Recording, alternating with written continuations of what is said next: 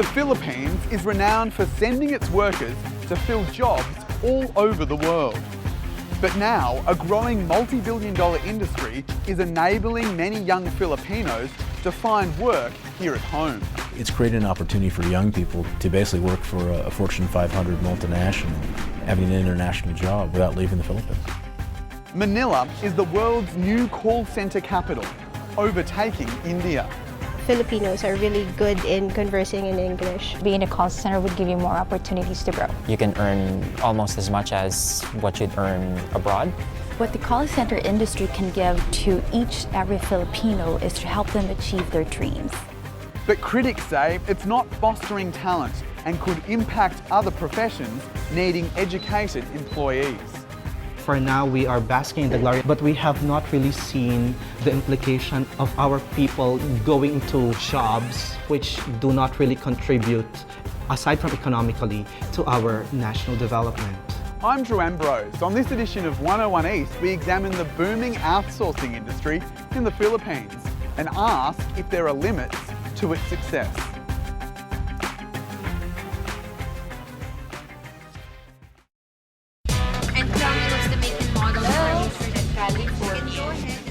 It's midnight in Manila and the United States is wide awake. So are thousands of Filipinos providing customer service to US clients. 4 years ago, JAYDEE DONESA began working at this call centre to get through university. Now she does it to support her retired parents. It's really the pay that's motivating me working here in the call center industry. And well, we would notice there are a lot of people, same as my age, so it's a fun environment. Promotion is very fast here in the call center industry because people easily come and go, right? So, for example, there is a vacant position. If someone is actually being profiled for it, that particular person gets the job. As against other industries where you have to wait for a long time to be promoted.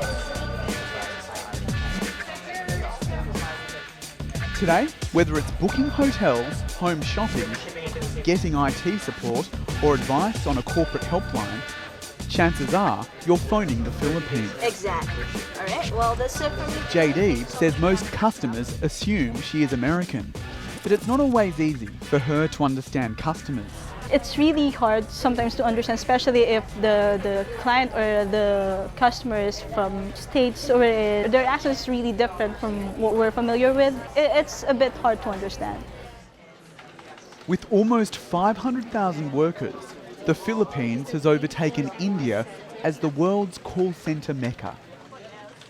In just a decade, call centres have helped outsourcing become an $11 billion industry here. Good morning, everyone. Good morning. Call centres like this one teach recruits how to Americanise their accent, as well as grammar and sentence construction. Remember, even if it's a county, we use in. We don't say on. How Indians actually speak English. It's more the British English. It's a lot harder for Americans perhaps to understand. And with the Philippine English, it's more neutralized to the US. JAYDEE's boss, BUTCH VALENZUELA, owns 3 call centres in Manila. His foreign clients save up to 60% of their costs through outsourcing. Salaries at Filipino call centres are higher than India, but Butch says his staff are worth it. Filipino workers, from a customer service perspective, is probably by nature really geared towards customer service work. The culture of Filipinos, the patience that they have, the ability to actually work with people, their demeanor on a call, all helps towards actually making the Filipino contact center worker a good customer service person.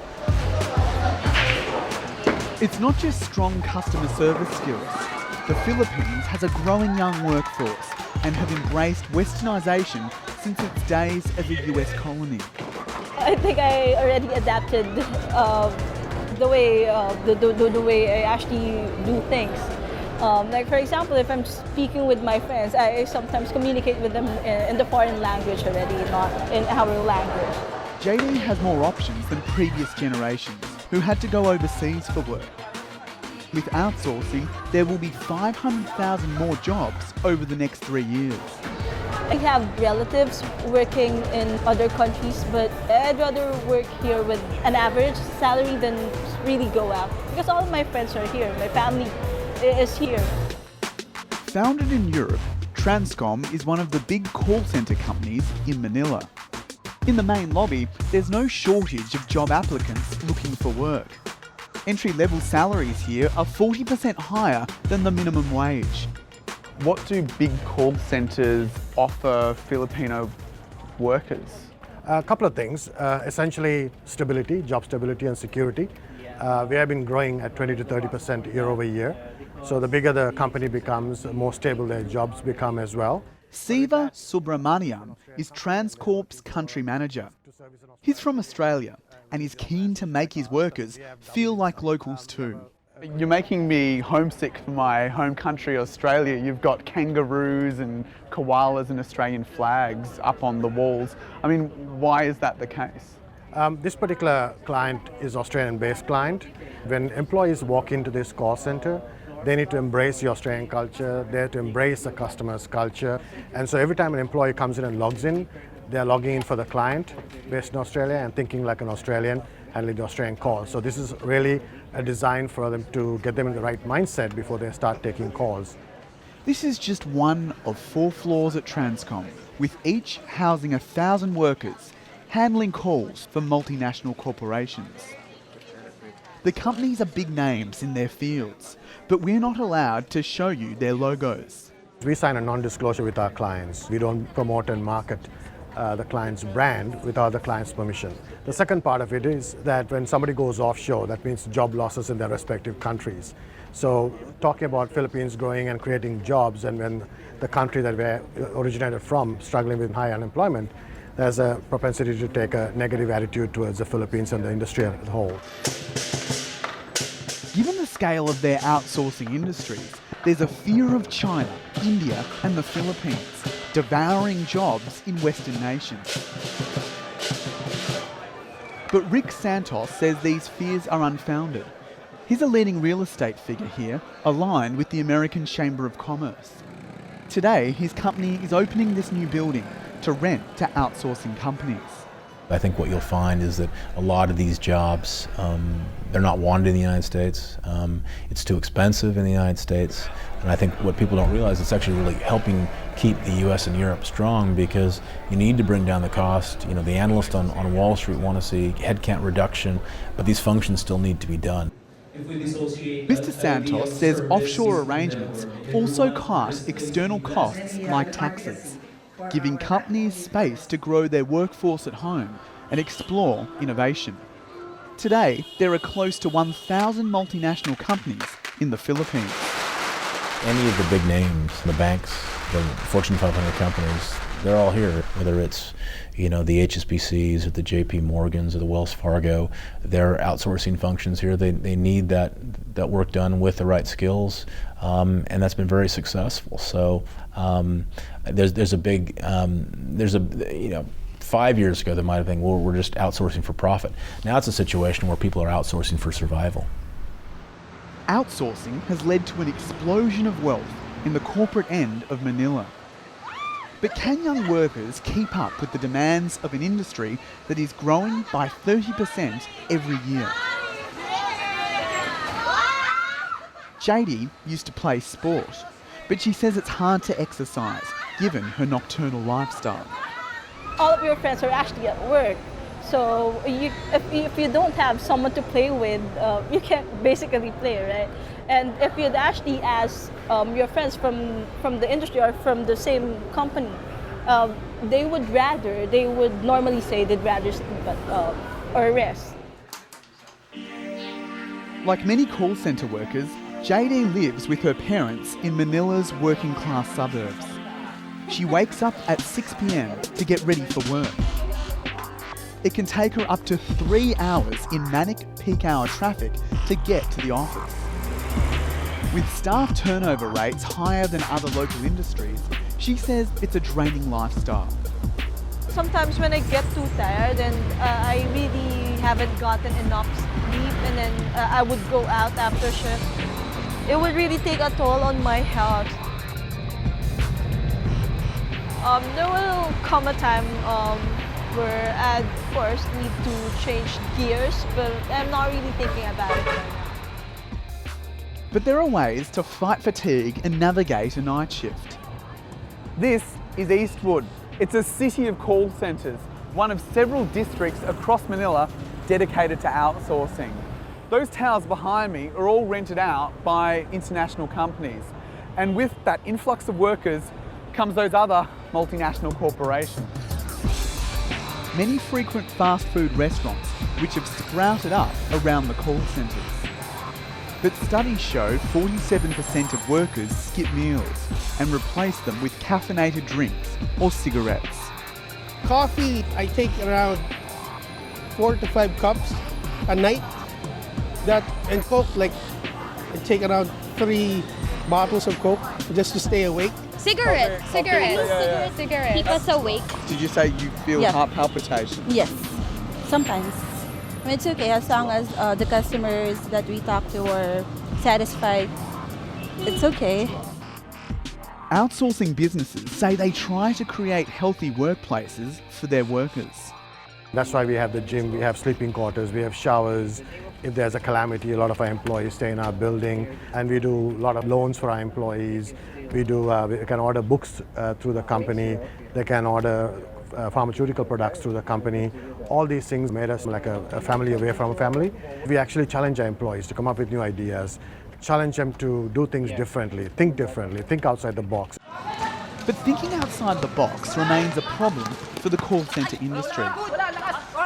Few applicants have the critical skills to do outsourcing work. That is one of the hardest challenges that this industry faces, which is really, hiring people that are qualified people to work in this industry. Our hit rate basically is more or less the same as that industry standard. For every 100 resumes that we receive, we would probably hire 5 people. Not everybody, that apply are really cut out to be in this industry. Not everyone has the skill set. Dr. Adrian VALDEZ, a computer science university lecturer, believes the problem stems from a poor education system, which fosters conformity rather than creative thinking. Do you think they're learning the right skills in high school? That's a very contentious issue. We've always, if you go to a classroom and you ask students something, most, or if not all, will just keep silent. And I think the reason for that has something to do with their high school and even elementary education, where they are afraid to voice out their opinions. It might be wrong, or because usually in the lower years, teachers tend to scold children for speaking out. The Philippines hopes to emulate the success of India's IT sector, but there are a shortage of computer engineer and science students in universities, despite government-funded scholarships in these fields. Dr. VALDEZ says very few students continue onto postgraduate studies. Instead, they're lured by the high salaries offered by outsourcing companies. Even with the scholarship we are giving, it does not compare with the initial salary that the companies are offering them. So at the end of the day, you just look at those students who are really dedicated, want to learn more.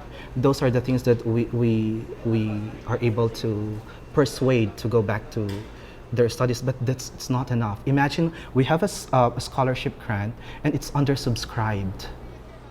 Foreign companies and the government are trying to improve education standards by introducing specialised subjects on outsourcing into state universities.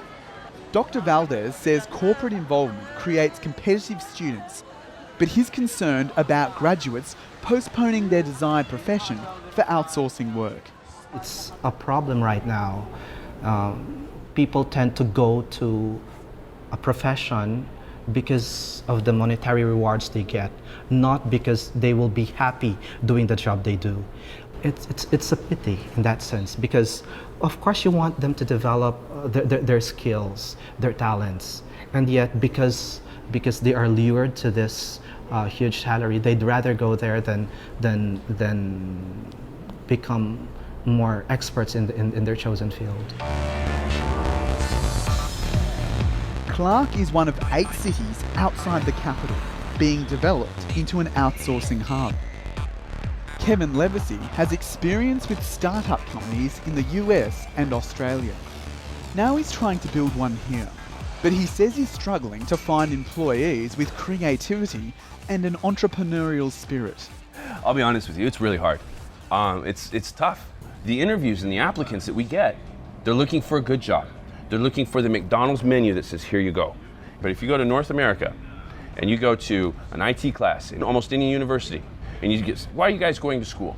A good portion, especially in California, Silicon Valley, would say, to innovate, to start my own company, or be part of a startup. You go here and they say, to get a good job. And is a good job the answer? With 4 Filipino workers so far, he's trying to build a service for corporate clients using social media sites on the web. Kevin says if the Philippines doesn't provide innovative services beyond call centres, jobs could shift to Vietnam, Indonesia or Sri Lanka. They're going to be the slaves of the countries that are focusing on innovation. Everything must change. It has to go away from the Philippines being a support mechanism for Western influence or for the globe into the Philippines as one of innovation.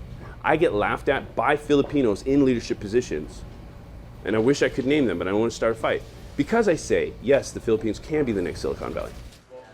Most of the major call centres are owned by international businesses, but BUTCH Valenzuela is one of the few Filipino owners. He fears without more local ownership, multinationals can always move the industry elsewhere. It is a challenge, I believe, for Filipino contact centers to actually bring themselves into the global stature. When you go look at Indian-owned contact centers, and the operative word is global, the list is very long. But when you go look at Filipino-owned global contact centers, there's virtually none. But some Filipinos are using outsourcing to take control of their own future. Even a back alley can lead to a back office. We're here to meet BHENG. She's a freelance outsourcer working as a secretary in her own home. Hi. Have you ever met your boss face to face? Not personally, but we get to see each other every day by video conference every day, but face to face, not yet. But like with my role as the receptionist, it's more of like for the phones, answering all the phone calls. We have somebody in the physical office to attend to other aspects of the daily office routine. BHENG answers calls from an Australian education firm.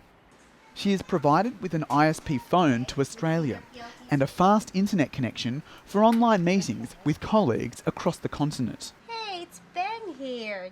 Her freelance outsourcing career began with odesk.com, a commercial website where 2.5 million sole traders do back office work for major companies. 1 in 5 are Filipino.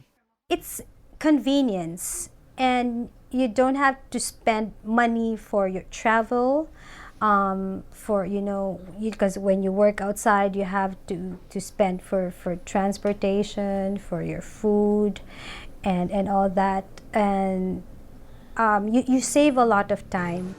She used to work as a secretary in an office environment. This new arrangement allows BHENG to raise her 2 sons and finance their extracurricular activities. Many Filipino mothers work as maids or cleaners overseas and never see their children. I am satisfied with what I am doing right now. I told my boss several times that I can work for them forever. I can imagine myself doing this for the rest of my life because I am happy, I am contented, I am at home, I am with my children. So this is the job for me, and this is the job that I really want. If I had known that I could do this, 10 years ago, I would have done it before.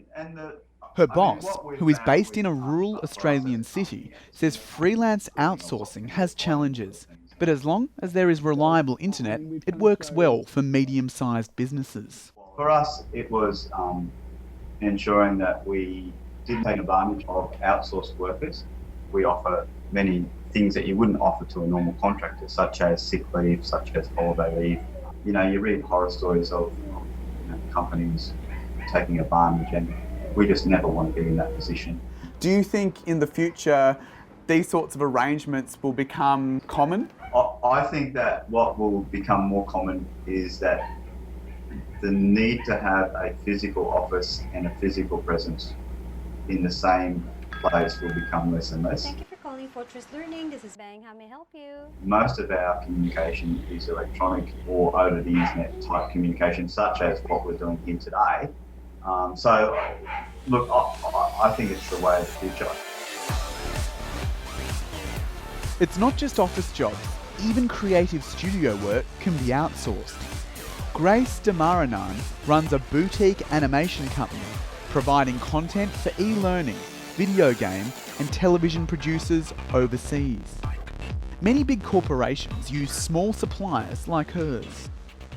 There is, of course, Disney. We have Cartoon Network, also outsourcing here. Nickelodeon. Because of the cable channels, demand for mobile phone content and internet content, there's a lot of clamor for these kinds of content to be shown. Whether it's hand-drawn or computer-generated, the craft takes at least 6 months of training, and not everyone makes the cut. Animation has led the way in drawing other creative industries to the Philippines. Architecture and design has been outsourced. Also some interior designs. Book illustrations are also one that are being outsourced, and there's also script writing. Like journalism as well? Yeah, journalism. So there are scripts being done here in the Philippines, and also some editing work, meaning there's already a caption or a text that are being sent, but are being edited by some of our writers here in the Philippines. But it's just newspapers, right? I don't have to worry just yet? No, I don't know. It's more of magazines and more of commercial stuff. But the animation industry in the Philippines is losing ground to other Asian outsourcers who receive millions of dollars in subsidies from their governments. They are recruiting some of the Filipino artists to work for them because they know that the creative people are here. It's good and bad news. Good news because it's work for our creative people. It's bad because it's a brain drain.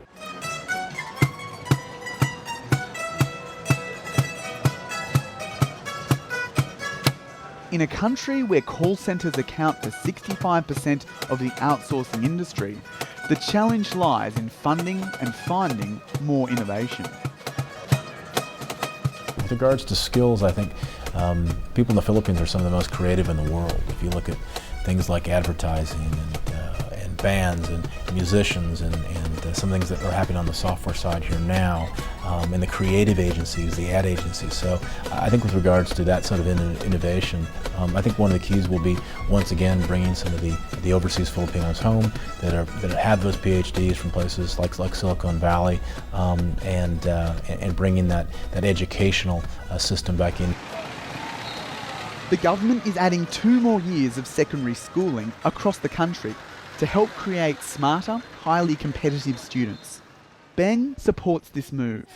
Her son wants to become an engineer. She hopes in future he doesn't put that dream career on hold. If he studies engineering, graduates in an engineering school and passes the board exam, and then, of course, I wouldn't want him to enter, to go into the call center industry and not practice the profession that he studied and wants to go into. Do you think a few young people go into it and lose sight of the profession that they want to do? Yes. Like I have a nurse friend who went into the call center industry, and never got to practice their profession. I wouldn't want to happen to my son. BHENG can be with her son through every step of their childhood because of her job. But she believes future generations in this globalised country can offer more to the world than outsourcing.